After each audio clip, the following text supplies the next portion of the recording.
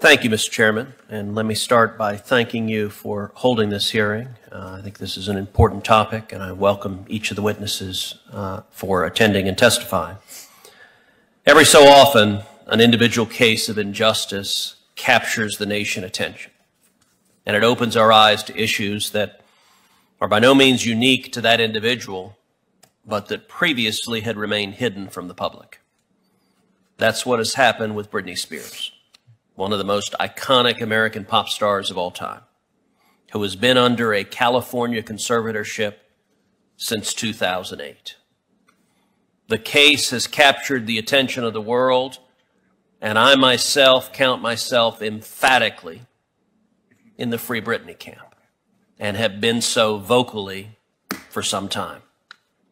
For more than a decade, someone else, Britney Spears' court-appointed conservator, has made all of the critical decisions in her life. Even though she's a grown woman who has grown to incredible heights in her career, even though she's a mother, to this day, she can't make basic decisions about her own life, her own career, her own health, or her own finances. Ms. Spears has fought this conservatorship, but it seems that at each critical juncture, the legal system has been designed not for her benefit, but to trample on her rights. When the conservatorship was first put into place, for example, Ms. Spears tried to hire a lawyer to fight the conservatorship, but the California court threw out her lawyer, saying effectively, no, she's not capable of hiring a lawyer. The court based its reasoning on a purported medical report, but because she didn't have a lawyer or a copy of the medical report, she didn't have someone on her side to challenge that determination. As a result, she was placed in a conservatorship, even though from outside appearances there was nothing to indicate the lack of competence that should have been required to justify a conservatorship for 1 week, much less for 13 years. Ms. Spears has made stunning allegations that because she is subject to the whims of the conservatorship, doctors force her to have an IUD, a birth control device, against her wishes because her conservator didn't want her to have children. That is not somebody else's choice to make. That is grotesque. This type of forced prevention of childbearing and forced sterilization, sadly it goes on all the time in oppressive nations and communist countries like China. And sadly it has an ugly, ugly history here in the United States. But few of us would have believed it was happening in America today. Given recent changes, including Ms. Spears' first ever public testimony in her conservatorship case, Britney may be able to get out of the conservatorship as early as tomorrow, and if so, that will be a great victory for justice. But for so many people across the country, their conservatorships are likely to continue under the same system or a similar system as the one that has trampled on Ms. Spears' rights for over a decade. There are approximately 1.3 million adult conservatorship cases in the United States, with an estimated $50 billion in assets controlled by those conservatorships. And sadly, in at least some of the instances, it's all about the money and control of the assets in that conservatorship. Conservatorships can have their place. They can be necessary, they can be appropriate. They can help protect individuals who cannot care for themselves, whether because they suffer from a severe developmental or intellectual disability, or an injury, or an illness such as dementia. We rarely hear about conservatorships where honest and conscientious courts and conservators act in the best interest of the individual and are responsible and responsive to changing circumstances. Those cases don't make the news. Unfortunately, conservatorships can also be abused. They can deprive individuals of rights, of liberties, of opportunities to make decisions that most of us take for granted. We must be vigilant when individuals suffer from diminished capacity. We protect and we respect their personal liberty and their fundamental rights, including the right to make decisions that many of us disagree with or find irresponsible. And that's important here. The question is not whether you agree with every decision the individual might make. The question is whether they have such diminished capacity that the law has to step in and protect them. And that means ensuring that conservatorship process affords full due process protections, from basic steps like providing adequate notice of a proceedings to ensuring that individuals have the right to counsel and that the burden of proof rests on the state.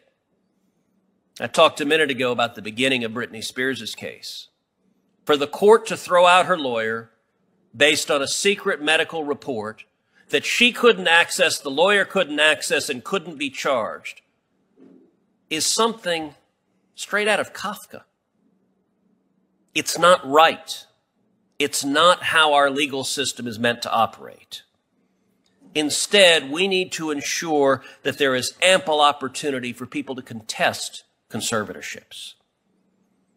We're fortunate today that one of our witnesses will be able to speak firsthand about how difficult it can be to terminate a conservatorship and to have his rights returned to him. It also means seriously considering alternatives to conservatorships and whether individuals have reasonable access to those alternatives. That could include supported decision-making, which allows an impacted individual to form a support network of people they know and trust and consult this group in the course of making their decisions. It could also include the use of representative payees, special needs trusts, joint bank accounts, power of attorney agreements, and advanced health care directives. As a general matter, state law and state courts create and manage conservatorships. That means that most meaningful reform should be driven primarily by the states, not the federal government. And the states are equipped to drive reform in this area. My home state of Texas, for example, has been at the forefront of reforming conservatorships to protect individual rights. In 2015, Texas was the first state to codify supported decision-making as an alternative to legal guardianship. Texas also implemented several other fundamental reforms, including a Bill of Rights for wards and increased court oversight of existing conservatorships. Other states, thankfully, have followed Texas's lead and have instituted similar reforms. The Britney Spears conservatorship has brought to light real issues with conservatorship law that should shock every American. If the conservatorship process can deprive someone like Miss Spears, someone with immense celebrity, immense wealth, immense material success, of her fundamental liberties, then what chance does the average American have? Because of what has happened to Miss Spears under California laws and California courts, states all across the country should be asking themselves what they can do in this area to make sure that they aren't falling into the same traps and that they are instead protecting the interests and the rights of every one of their citizens. I look forward to the discussion today. In today's polarized environment, there are many issues on which the two parties disagree. There are many issues on which Chairman Blumenthal and I disagree, and I'm sure we will again in the future, but I'm glad we have found a topic on which there is very significant common ground, and I know both of us look forward to learning more from our witnesses today. Thank you.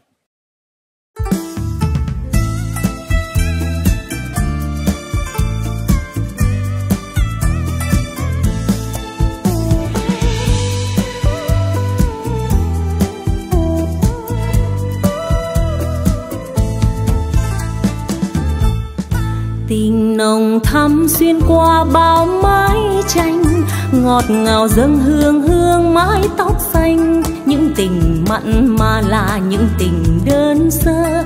Quê tôi vẫn đẹp đẹp những tình ngây thơ. Chiều làng quê say sưa trong tiếng ca, người làng quê yêu bông lúa thiết tha. Những mẹ già ngồi trông trẻ đùa xóm dưới, rung rung môi cười như thua còn đôi mươi. Anh ơi khoan hò khoan, trên sông con đò ngang. Khoan ơi khoan hò, em về chăm lo việc nhà thóc lúa vun vườn cà liếp dưa. Anh ơi khoan hò khoan, lúa chín tô mồ hôi. Khoan ơi khoan hò, tới mùa đơm bông, khơi ngàn lối sông gặt nhanh ta gánh về. Chiều tàn rơi trên đê nghe tiếng ai, hẹn hò nhau vui duyên thăm gái trai. Tiếng hò chơi vơi khi trăng ngả lá lơi, đêm khuya rộn ràng bao tiếng chảy buông lơi. Hàng dừa cao in mơ soi bóng sông, mộng ngày mai say sưa những ước mong. Gái miền sông hương hẹn trai miền Cửu Long, hai ta ước thề xây thắm tình xuyên quê.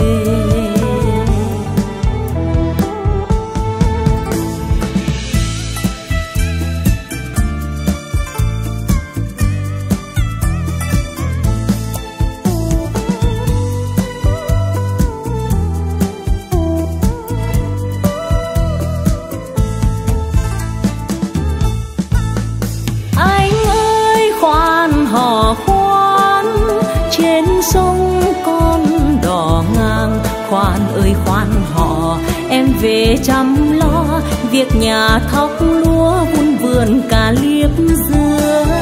Anh ơi khoan hò khoan, lúa chín tô mồ hôi. Khoan ơi khoan hò, tới mùa đơm bông, khơi ngàn lối sông gặt nhanh ta gánh về. Chiều tàn rơi trên đê nghe tiếng ai, hẹn hò nhau vui duyên thăm gái trai. Tiếng hò chơi vơi khi trăng ngả lá lơi, đêm khuya rộn ràng bao tiếng chảy buông lơi. Hàng dừa cao in mơ soi bóng sông, mộng ngày mai say sưa những ước mong. Gái miền sông hương hẹn trai miền Cửu Long, hai ta ước thề xây thắm tình xuyên quê. Gái miền sông hương hẹn trai miền Cửu Long, hai ta ước thề xây thắm tình xuyên quê.